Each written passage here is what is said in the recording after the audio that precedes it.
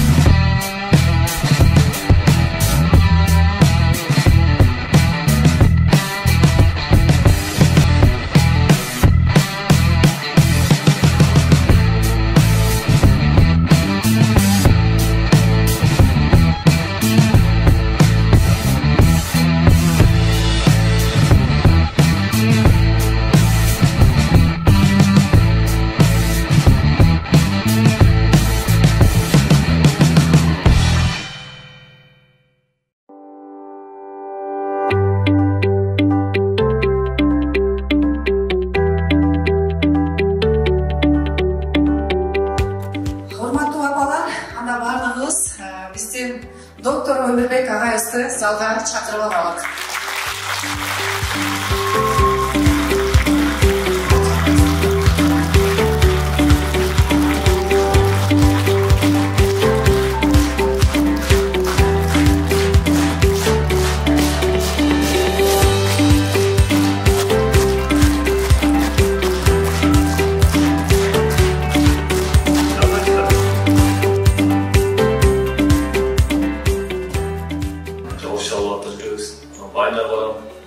Ошол жерден баштайм, мен эго жөнүндө, нақсы жөнүндө сүйлөп баштайм, стресс жөнүндө сүйлөп баштайм. Ошол жерден бир күнү бир окуя болду. Баягы унутуп, ошол жакта отуруп айда бир маалда карасам эле, ошол жакта бир 20-30 эркекти чогултуп алып туруп ортодо сүйлөп отурган баягы аларгачы. Ошентип алар баягы дос күтүп баштадым аяктан. Тааныш күтүп баштадым, анан мен очередь менин үйлөрүнө алып кетип баштады. Очередь менин үйлөр. Байнага барсак деле кел, моон жасай каласыз деп отуруп тура калам. Бутум оор болсо кел, моондай чоёбузду эле баягы үйрөнгөндө үйрөтүп баштайм. Ошентип отуруп мына кийин баягы мендеги нафсини мен кызматка салдым. Жалаң апаларды чогултуп алам, ошондо эле массаж кылам. Ошол эгону, нафсини только кызматка салдым. Да, эрте мен эрте туруп апаларым келип машыктырып берсин. Анан көпчүлүгүнө баягы бекер массаж жасадым. Көрдүңүздөрбү? Мендеги агрессияны, мендеги жаман ойлу, мындайча айтканда силерге түшүнүктүрөк кылып айтып атам менде. Менде баягы батпай турган эгону мен кызматка салып баштадым, кызматка. Мен бир 30 жашында айтып өткөн. Sen 40 жашында чыгасың, 39-40 жашында деп айтып кеткен. Анан ошол боюнча элге жардам берип жүрөбүз.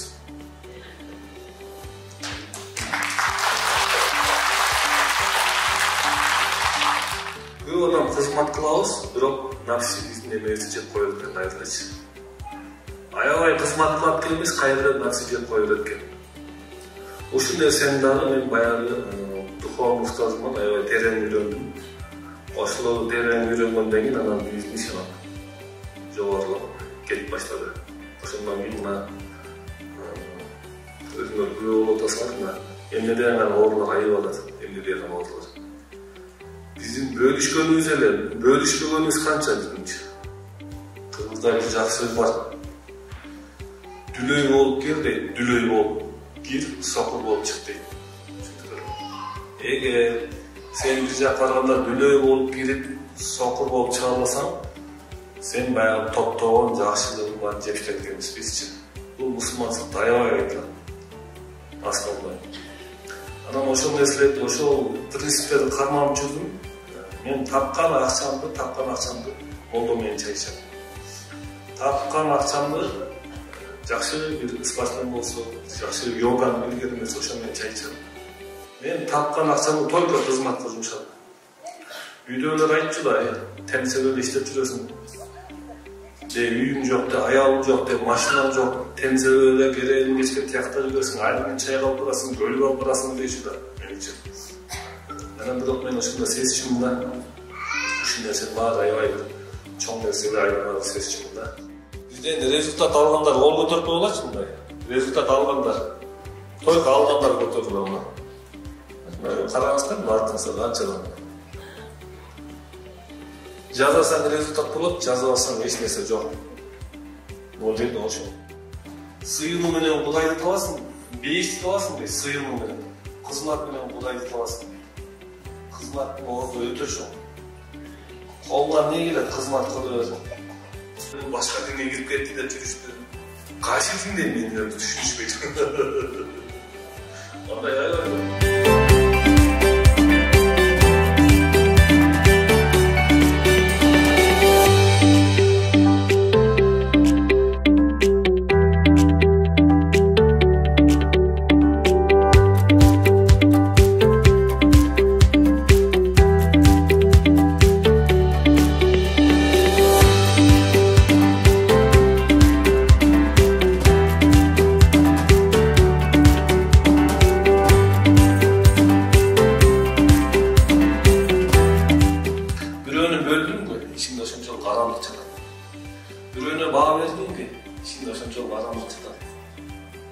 Adamların üstüne sen bunday tengde деп koydun, şunca işte aramda çatar.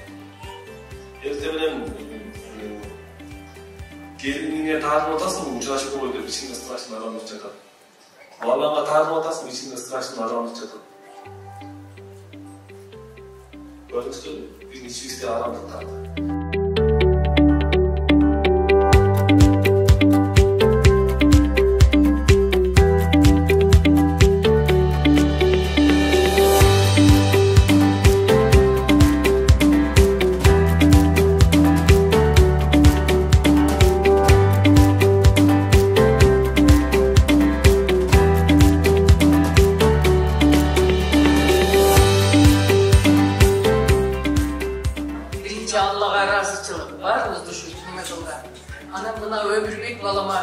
Разычылыкты каалайбыз, жаман. Анан мага жаккан жери бул баланы. Алланы биринчи орунга коёбуз. Өмүрдөгү көп жашасын, бала чакалуусу менен үйгүн өскөн. Айла уктубай калган күндөрүм болгон да. Рахмат, Кудайым сени жеткизген. Өмүрбекке рахмат. Мындай бир өзүнчө бир келбет ден соолугум өзүмө келип калгандай болду да. Бул уктап алган өтө кыйын экен. Таңда таң адамдар уктап жатса мен уктабайт элем. Только ушу баары менен уктап калганымда мени көп доктурлар караган, көп жерлерге, психологторго барган, бирок мындай мен айыгымды тапкан эмесмин. Рахмат чоң балам.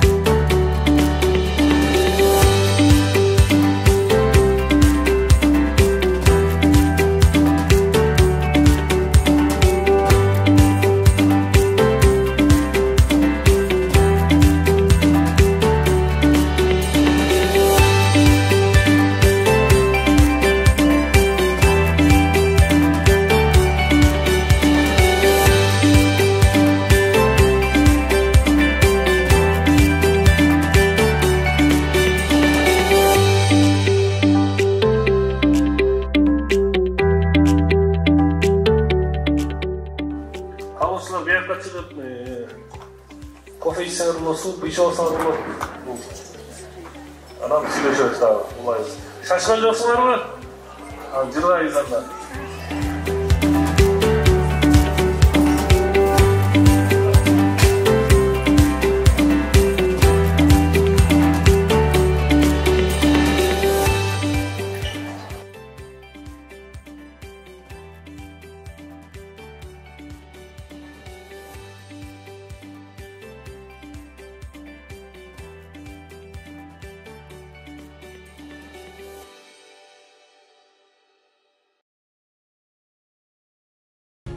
Улуу күч бар, тазалык бар, байлык бар, бүт баардык нерсе бар, жөнөкөйлүк бар. Кээ бирөөлөр материалдык жашоо менен жүрсө, кээ бирөөлөр ошол материалдык жашоодон дагы адам бактылуулукту таппай, адамдын чыныгы бактылуулугу могу адамдын жүрөгүндө экенин билип, ошол нерсени издеген адамдар бар да. Ошол нерсени издеп, Кудай буйрса агайдын сабагына катышаткандар баарыбыз бактылуубуз деп ойлойм. Ичине байып калган деле, байып калган адамга зона комфорта деген түшүнүк бар. 15 жыл баспай жүрдүм дейт. Азыр агайдан сабак алып медитация жасагандан бери 1 айдын ичинде болуп көрбөгөндөй өзгөрүү болгон. Мынакей менин кызым 900 грамм төрөлгөн. Кудай буйрса көзү карайып келатат. Ушунча ыраазычылык билдирем, себеби изденип эткенбиз да, азыр өзү басат. Ишенимге тазалыгыңарды кармап эле эго калдырбаш керек. Эго калдырдың уже бүттү. Сен кайра түшүп кала бересиң. Кудай Таала бизди себепчи кылып Өмүрбекти жолуктуруп койгонуна Кудай Таалага чоң ыраазычылык. Сөз менен жеткире алгыс бир ыраазычылыкта.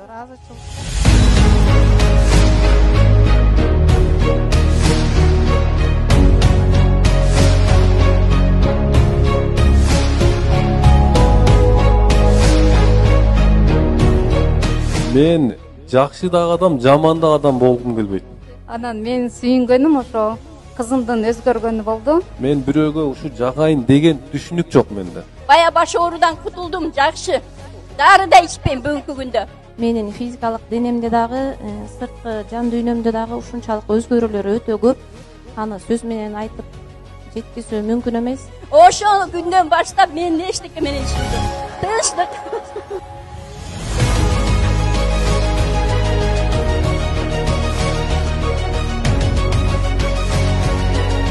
Кыргыздын маңдайына жаралган баласың. Сен жөн бала эмессиң балам. Мына мынунча элдин баардыгы сага ыраазычылыгын айтып атат. Ошон үчүн чындык жакпайт адамгачы. Чындык ачуу болот. Чындык адам чачып иштейт. Ошон үчүн чындык жакпайт да. Ошон үчүн бирөөнө учурашпай койдумго. Уже мага учурашпай койду деп ушунан эгосы талкаланат.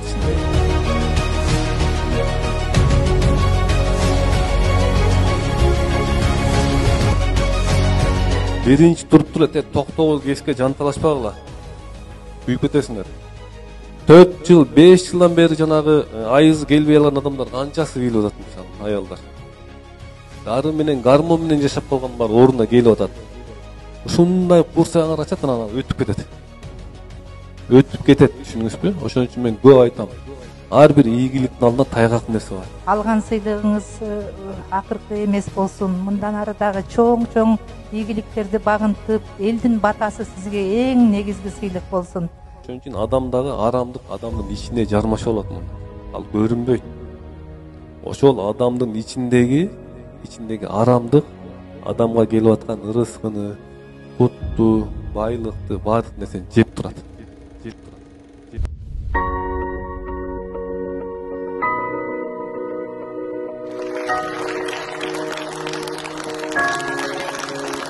Ойлонгондун эсебинен нефть чыңалып берет, жана бир жайылып турган статут барго, ошол чыңалып турган катып калат.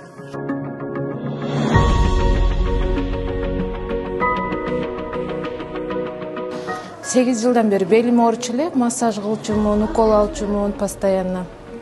Ошол бел оорум жок болуп калды.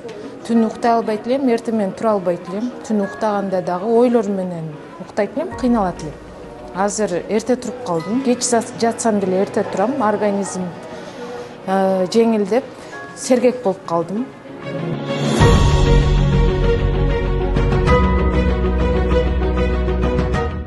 мен үй бүлөмдө болгон өзгөрүү чоң болуп атат, бир туугандарымдын арасында болгон өзгөрүүлөр болуп атат. Аябайчы жумушуман постоянно жолум тосула берчү. Азыр жумушуман өзүнөн өзү эле жолдорум ачылып, ушунчалык чоң результаттарды алып атам. Мен аябай ыраазымын бул балага.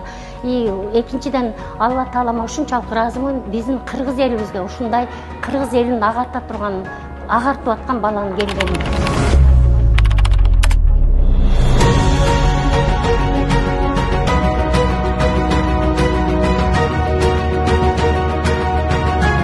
Kubek Şahilov'da canımızdan kolçanızdan olmak. Men жашагым келет, мен ылдагым келет, мен изденгим келет. Ушундай сонун эмоцияларга мени салып койгон агайга рахмат. Абдан ыраазымын ушундай инсанга Алла Тааланын жолуктурганына. Медитациясында мен мактайдагы дайым сиз турасыз.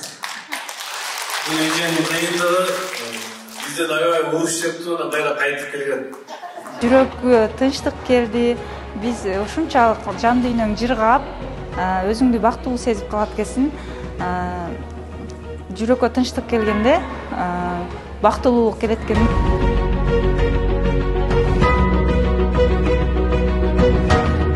Арымга айтып берет, мен ооруп калдым, мен минтип калдым, мен бечара болуп калдым, мен күйөөм минтип койду, анан күйөөм тигинтип кой депчи.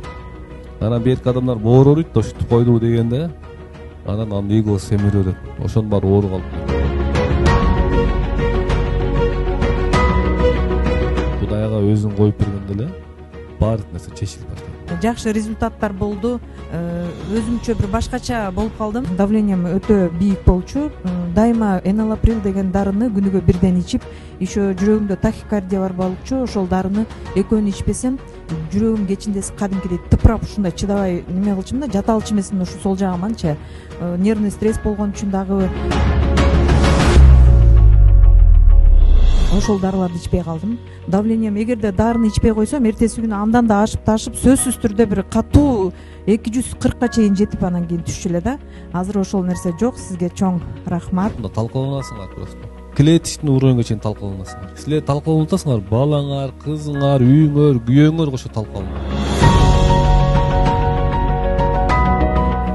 Аллергия, астма менен жакшы болуп атам буюрса.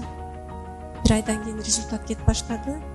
Былтыр жазында аябай обострение болуп, анан врачка көрүнгөндө гормональный жазып берип койгон жүрчү.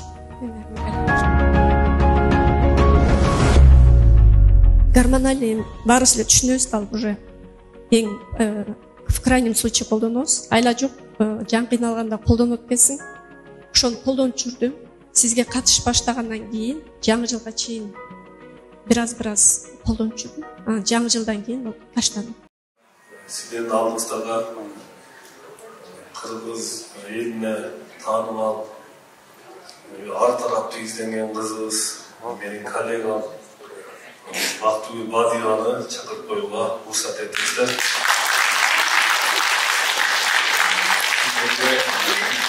Жакшы 10-15 мүнөт жакшы сүйлөдү. Кутмандуу кечиңиздер менен баарыңыздарга таазим этем биринчи орунда. Анан ар бириңиздерди көргөнүмө абдан кубанычтамын. Биз акча наркынан кубайбыз. Биз деген ар бир адамга пайдабыз тиет, жардам бере алабыз. Анан биз акча издебейбиз. Биз деген жан элибиз ар дайым бакытта, минут сайын ошол, если мы занимаемся то, чем нам нравится, наша душа будет наслаждаться. Сен аламга жылмайсаң, алам сага жылмаят деген мен жакшы сөзүм бар. Ошондуктан жаныңыздардагы адамдарга бир жылмайып коюңуздар. Анан ордуңуздардан туруп, бири-бириңиздерди жакшы энергия менен алмашып, бири-бириңиздерди кучактап коюңуздар. Келиңиздер. Жакшы энергия менен алмашыңыздар.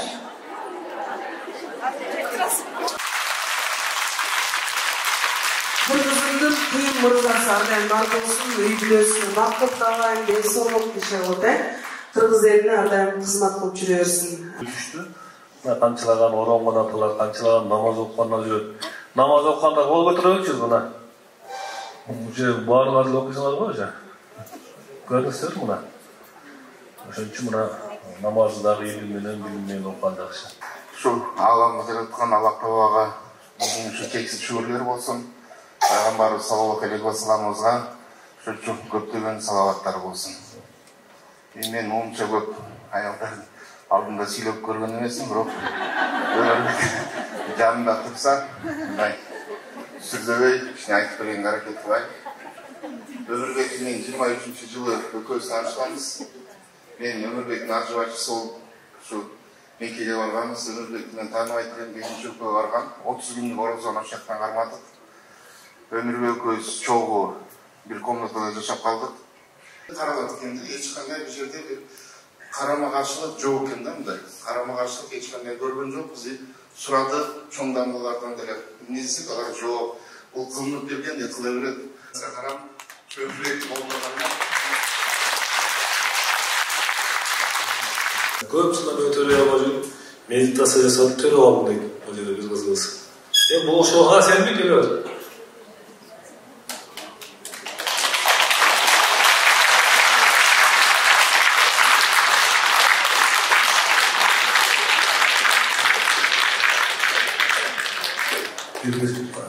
Өзүм турбаны дейинчи.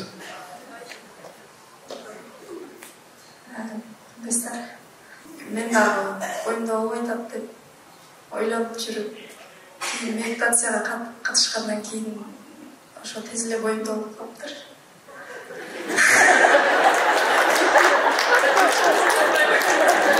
Тез эле болуп калыптыр. Рахмат. Бактылуу болсун, кол жагыңызда.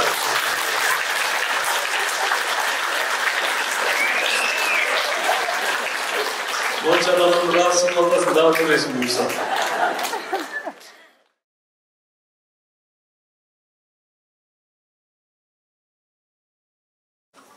Кырында отурабыз. Эгер биз мындай отуруп алсак, бул напряжение барбы? Напряжение ылдый түшпөй калат. Ошон үчүн кырында отурабыз.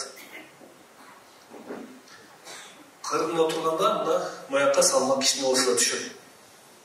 Именно ошол жака салмак түшкөн үчүн мыяк биздин нерв системасы бошогонго чоң эме бар. Мүмкүнчүлүк бар. Эми экинчи очередь омуртканы түз кылыш керек. Эгер омурткаңар түз болбосо бесполезно деп айтып коеюн. 90% энергияны турган эмес кетет. Шүшүндө күндө отурган да.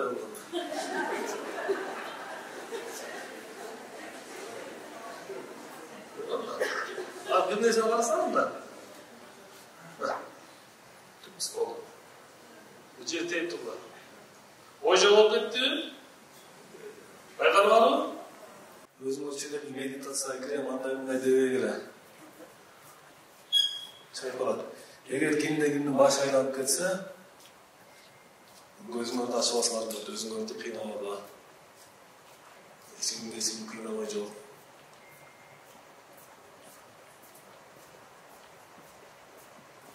Жөнді отырып азыр мээңерди бошотконго аракет кылбагы. Мээңерди бошотконго аракет кылбагы. Жөнді эле туп эле отуруп эле. Өзүңүздү да бошотконго аракет кылбагы. Кыскасы аракетсиздик. Ушунда могу адамдын башы кичине бошогонго чоң мүмкүнчүлүк түзүлөт. Бул биринчиси. Эми экинчи шарт жөөдөн көкүрөгү сезип турабыз, көкүрөктү, гөдөндү. Винмайна ушул жерде, винмайна или көңүлүбүз ушул жерде. Анан башыңарды бошотуп келет, аракет кылбагыла, жөн эле көңүлүбүз. Омуртка түз болгон эле адамда болуп көрбөгөндөй результат башталат. Туура эмес иш аракет нерсе менен адам оору келет деген жерлер бар психологиядачы. 10 күн içinde бүт ушунчалык тазаланды. Таптаза болду, ичпей алды, бая дары ичпей алды, дарысын баарын көмүп келди ырым кылып. Ишиме байланыштуу адамдар менен иштейм. Адамдарды көргөндө баягындай энергетикасы аркылуу эле мен страдать этиөрчүмүн да. Бирөөнү көрсөм жиним келерчү, бирөөнү көрсөм сүйүнчүмүн, бирөөнү көрсөм ыйлам келчү, ушундай болчу. Азыр андай реакция жок болуп калды. адамдарды көргөндө ошо ойдон эле кабыл алып, ошо ойдон эле кетип жатам. Бирок ичимде баягы күрөшүү, жаман көрүү, жакшы көрүү деген жок. Нервтен болсо керек.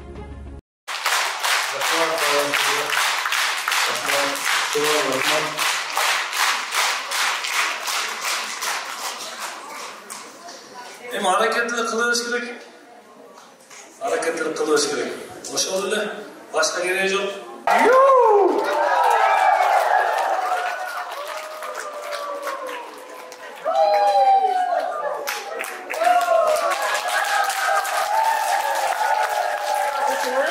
Денсаулыққа болыңыз, игілік, өміріңіз ұзын болсын, барлығыңыз, бақыттылы болыңыз. Шунша елдің ушундай денсаулығын чындап беріп жатасыз. Рахмат сізге. Рахмат. Жарашты. Эми мына чоң сага дагы рахмат. Ушунча элди эме болдасың, себеп болдасың, ушулар жакшы болгонго мына көп адамдар билбей жүрсө, мына сенен үйрөнүп бардык айтышып атат. Ушу ишиң дайым улана берип, жакшы ушундай сен элди ушу жакшы ден соолугуна кам көрүп жүрө бер. Үй бүлөң бачыгаң менен тынч бол. Өзүңө бекем ден соолук, бакубатчылык берсин Алла. Рахмат, көрүшкөнчө.